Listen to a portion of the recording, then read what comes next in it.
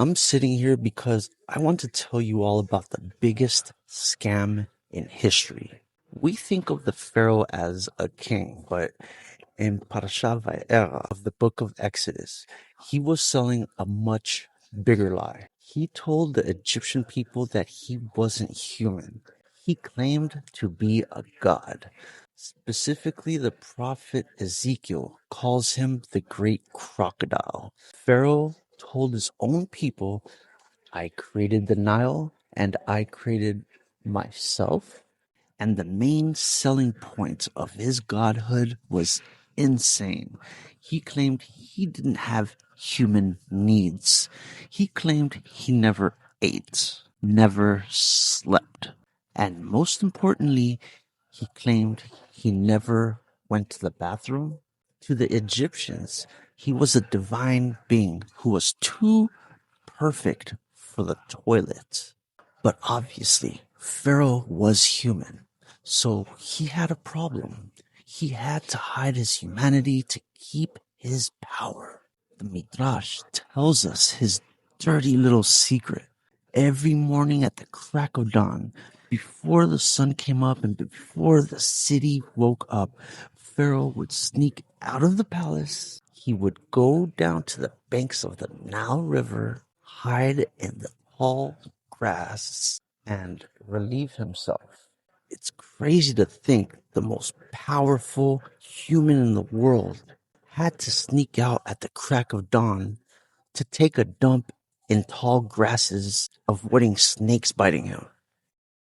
It was a daily covert operation. If anyone saw him, if anyone caught the god of Egypt squatting in the bushes, the entire regime would collapse. His power was built on the lie of perfection.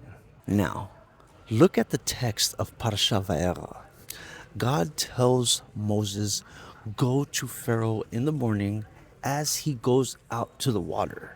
God wasn't just telling Moses to meet him for coffee. He was telling Moses to blow his cover. Imagine the scene. It's 5 in the morning. Pharaoh sneaking down to the river, thinking he's safe. He finds his private spot. He is vulnerable. And suddenly he sees a shepherd standing there. Moses is leaning against a tree waiting for him. Moses looks at the most powerful dictator on earth, caught in his most embarrassing human moment, and basically says, I know who you are. I know you aren't a god. I know you're just a man who needs the bathroom like everyone else. It was the ultimate power move. Before the blood and before the frogs, before the hail, Moses destroys Pharaoh's ego just by showing up. Why does the Torah tell us this? Because we all have a little Pharaoh inside us. We try to build these images of ourselves. We post the perfect photos. We act like we have no problems.